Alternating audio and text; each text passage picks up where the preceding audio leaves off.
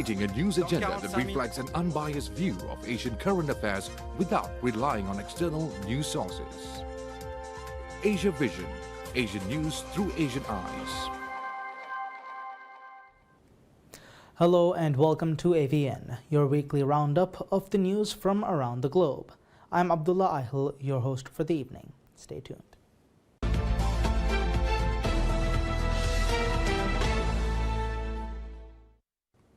HUE International Music Week 2026 officially opens, bringing artists from Vietnam and around the world to the former imperial capital. On the Huang River, a floating stage becomes the centerpiece of the festival, turning the waterway into a live performance space under the night sky. The opening night brought together artists from Japan, South Korea and Vietnam, blending J-pop, contemporary dance and HUE Royal Court performances on the same stage. HUE International Music Week brings together 8 art troupes from France, Spain, Australia, Japan, South Korea and Vietnam. Audiences can enjoy a vibrant mix of music, contemporary dance, pop, flamenco and fashion in a week of cross-cultural performances. HUE International Music Week 2026 is part of a wider effort to establish HUE as Vietnam's festival city. It is also expected to attract more visitors, support cultural industries, and contribute to the local economy.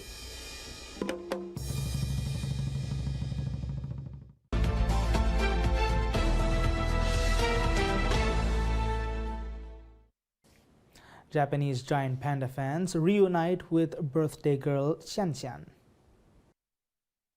Tokyo-born giant panda Sheng Sheng has lost none of her pulling power 3 years after moving to China. About 100 people have visited her from Japan to say happy birthday. Sheng Sheng, who turned 9, was born at Tokyo's Ueno Zoo. She was transferred to China based on an agreement between the two countries and now lives at a conservation center in Sichuan province. The facility also raised Ueno-born twins Xiao Xiao and Li Li, who were handed over in January. Officials say they are in good health and have gained about 10 kilograms in just over 4 months. The twins are due to make their public debut after adapting to their new environment. A woman from Yokohama near Tokyo says she adores the panda born at Ueno Zoo and will come back to see them. Japan has no giant pandas for the first time in half a century. The first two arrived in 1972 when Beijing and Tokyo normalized diplomatic relations.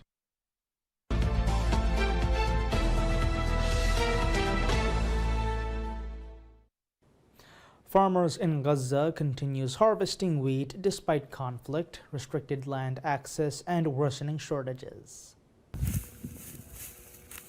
Agriculture in the Gaza Strip is nearing collapse under the impact of Israel's attack, blockade, and ongoing conflicts. Wheat harvesting is continuing this year under extremely difficult conditions. With Israel controlling large parts of Gaza, many agricultural lands remain inaccessible, while farmers also face severe shortage of fuel and water. Rising production costs and mounting pressures are forcing many farmers away from their land, with some compelled to harvest crops earlier than planned. Despite limited resources, economic hardship, and increasing challenges, Gaza's farmers remain determined to stay on their land and continue production.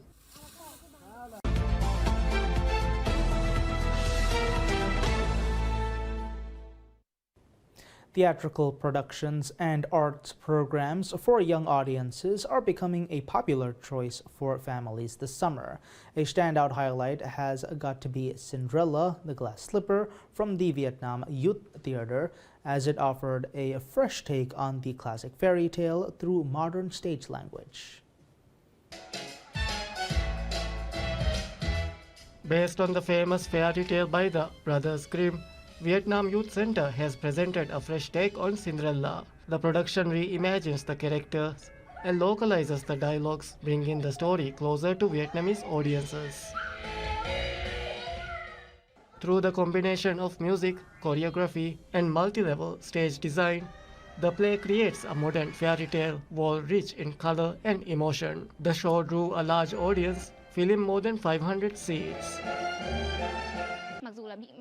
The production brings together more than 20 experienced artists from Vietnam Youth Center alongside many young performers. Through its creative approach, the play conveys messages of kindness, resilience, and faith in goodness, while highlighting the theater's efforts to renew and bringing theater closer to children in the digital era. Beyond offering an engaging performance, Cinderella the Glass Slipper reflects the theater's capacity to adapt and innovate in response to the evolving expectations from audience. It also highlights a path for classic works to stay relevant in today's cultural landscape.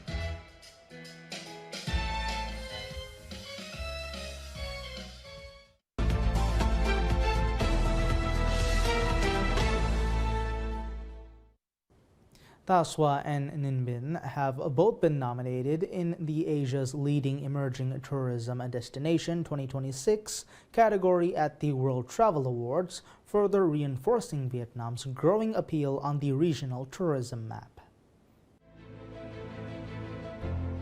Though vastly different in character, both destinations are gaining momentum thanks to their distinct natural landscapes, cultural heritage, and unique travel experiences. Ta Sua offers unspoiled mountain scenery and authentic encounters with local ethnic culture, while Ninh Binh combines spectacular landscapes with a rich historical and cultural legacy. Together, they showcase the increasing diversity and competitiveness of Vietnam's tourism sector.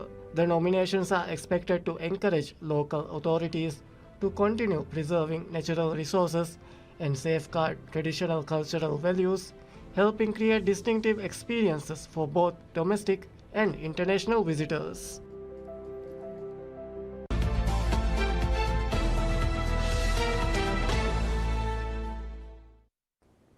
Gumustamla Canyon in southern Turkey attracts nature lovers with its untouched landscape, cold streams, and natural pools. Gumustamla Canyon, located in Antalya's Akseki district, has become a new summer route for outdoor enthusiasts seeking nature, hiking, and cool waters. Known for its clear streams, untouched scenery, and narrow trails, the canyon offers visitors a refreshing escape from the summer heat. Hikers cross challenging routes through the canyon and cool off in natural pools fed by melted snow from the Taurus Mountains. Visitors say the route is both challenging and enjoyable, with many describing the canyon as an ideal destination for trekking, swimming, and spending time in nature.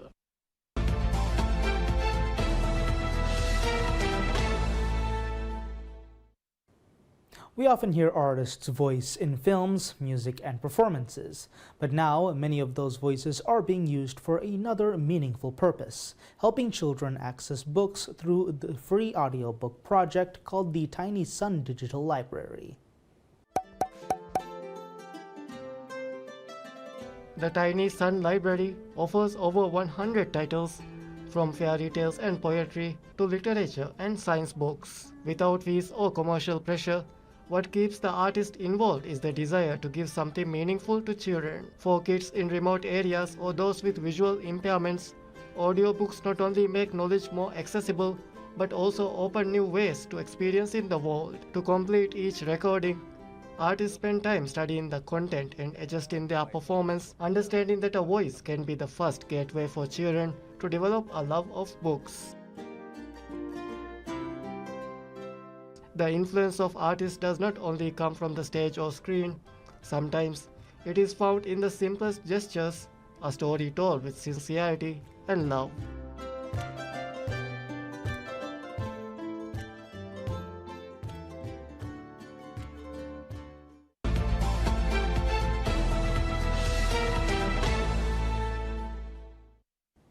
Kars Living Heritage Festival begins with colorful events.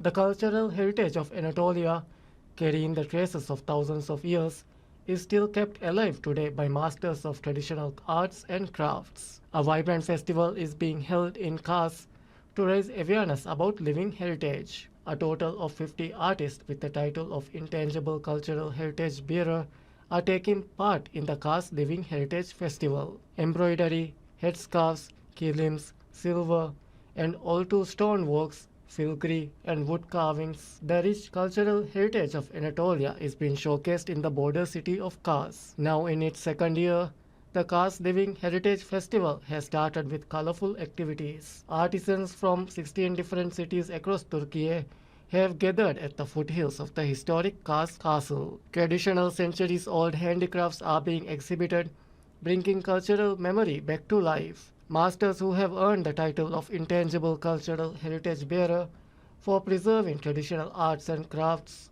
are also participating in the festival. The festival is organized with the support of the Ministry of Culture and Tourism and in cooperation with the Kars Governor's Office attracted strong interest on its first day. The three-day event will host numerous exhibitions and workshops.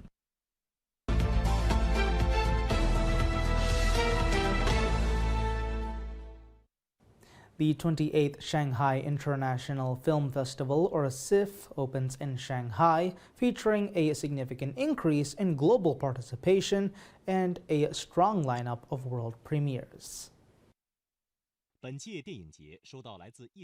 Co-hosted by China Media Group CMG and the Shanghai Municipal People's Government, this year's festival received about 4,100 film submissions from 125 countries and regions, with entries from the Americas and Africa showing a marked increase. Among the films competing for this year's Golden Goblet Awards, 41 are world premieres, accounting for 83.67% of the total and marking a 6.12% increase compared to last year. Notably, both the main competition and documentary categories of the awards feature only world premieres for the first time. Beyond the awards, the festival is hosting a diverse array of industry events, including the Golden Goblet Forum, the SciTech Innovation Program, the AI Studio section, and the Belt and Road Film Week. The 2026 China Movie and TV Night is scheduled to play throughout the month. To mark the 70th anniversary of diplomatic ties between China and Egypt, CMG has collaborated with the festival to launch a special Egyptian Film Week aimed at promoting cultural exchange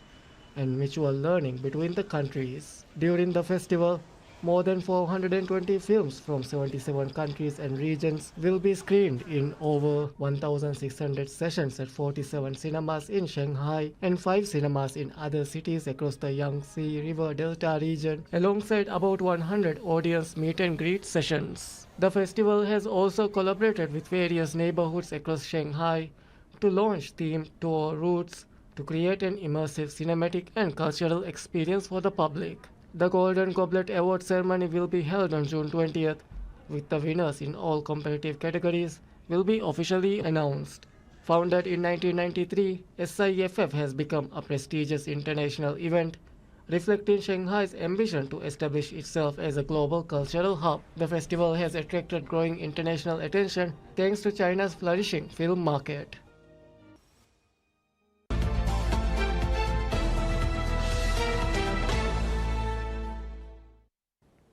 In the vast grasslands of North China's Inner Mongolia Autonomous Region, herder families often live kilometers apart, and trips to town can be a few and far in between. But for Judge Bai Yongsheng, justice cannot be delayed by distance. Bai has been working at the Zalute Banner People's Court in the autonomous region Tongliao City. Ever since he studied in law school, he has dreamed of this job. But reality is somewhat different. His mornings begin in a cramped office, sorting through thick case folders before embarking on marathon road journeys across a jurisdiction spanning over 8,000 square kilometers, larger than some countries. A recent 2-day journey the judge took revealed the extraordinary lengths required to deliver justice in the grasslands. After driving 2.5 hours to reach the general vicinity of a case, Bai and his team faced the final challenge, the last several kilometers on foot across open steppe which deny any vehicle access. Finally, in the open steppe, with no courthouse in sight, court convened. The case that required such extraordinary effort, a dispute over 10,000 yuans, about 1,478 US dollars, with a litigation fee of just 25 yuan, about 3.7 US dollars. While the monetary values may seem modest, the human stakes are significant. Leaving these remote locations can provide as challenging as arriving though local herders always help find a way out. In the later stages of the two-day trip, even more minor cases were followed, simple cases but never easy. Each required patience and a unique approach, calmly explaining the law, educating herders about their responsibility, and guiding disputants towards mutual understanding. Slowly, arguments give way to understanding, while disputes give way to handshakes. And at the end of the day, he shares his secret to handling cases seemingly so smoothly. What he has not mentioned is the physical cost. Every handshake represents hours of travel, crossing rivers and mountains, sometimes even on horseback. In his 8,000 square kilometer patch of steppe, Bai handles hundreds of cases every year. Each one leaves footprints pressed deep into the grass. Bai said, after years of these endless roads, he has truly understood what he did not learn in law school.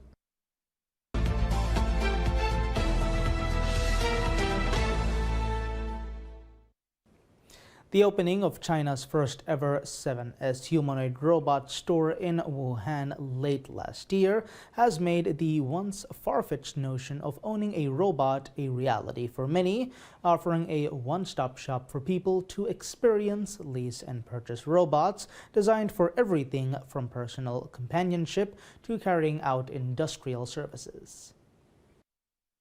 The store is located in a shopping mall in the Wuhan East Lake High-Tech Development Zone, a key tech and innovation hub in central China's Hubei province, known as the Optics Valley of China.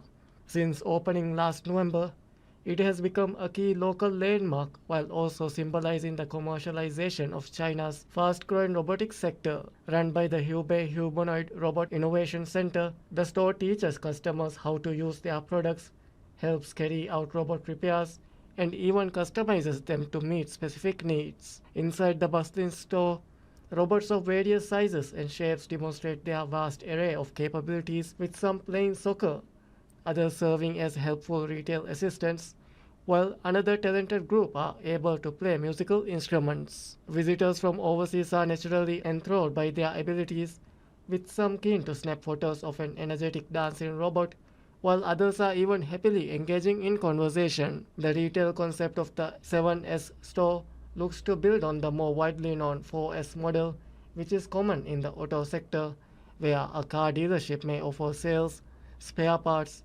after-sales services, and a follow-up survey to customers. In a similar vein, this novel idea of the 7S store aims to be a one-stop hub for the humanoid robotics industry, covering the entire industrial chain from components and whole machines to scenario-based applications. China's humanoid robot industry saw significant growth through 2025, backed by mid to long-term plans at both the national and local government level, targeting it as a key strategic sector. The S7 store represents a pioneering step in exploring viable commercial models and market acceptance for this transformative technology, and comes as part of a national wave of robot-themed retail experiments to promote the real-life application of humanoid robots.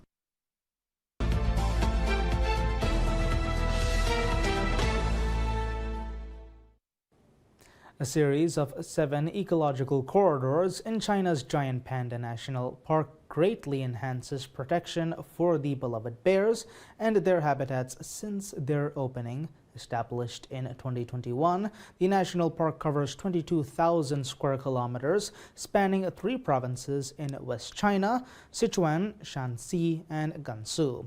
It now protects a wild population of 1,340 giant pandas. Established in 2021, the national park covers 22,000 square kilometers, spanning 3 provinces in West China: Sichuan, Shanxi, and Gansu. It now protects a wild population of 1,340 giant pandas. Previously, human interference broke up their habitats, trapping wild pandas in 33 isolated groups. This left the smaller populations vulnerable to inbreeding and even extinction. In response, conservationists built 7 ecological corridors to connect the mountains, giving pandas a safe way to travel and find mates across different regions. Among them, the Niba Mountain Corridor in Ya'an, Sichuan, has shown remarkable results. Infrared cameras deployed in the wild capture footage of giant pandas almost every day.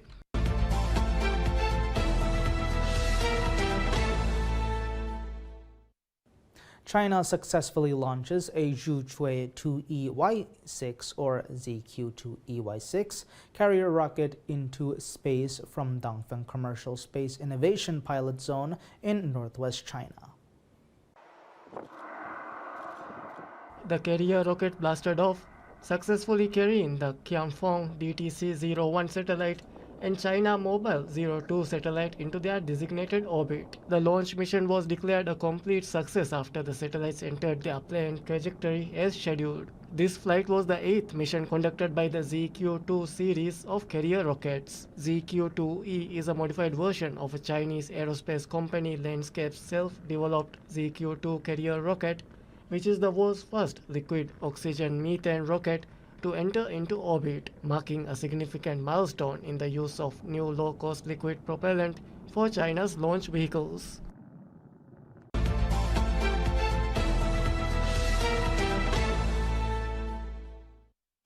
And that's all the news we have for this week's ABN News. We'll be back with further global updates in the next week.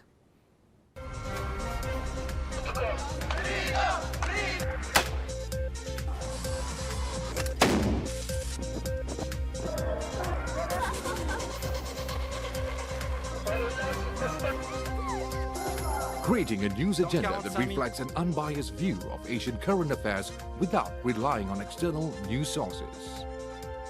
Asia Vision, Asian news through Asian eyes.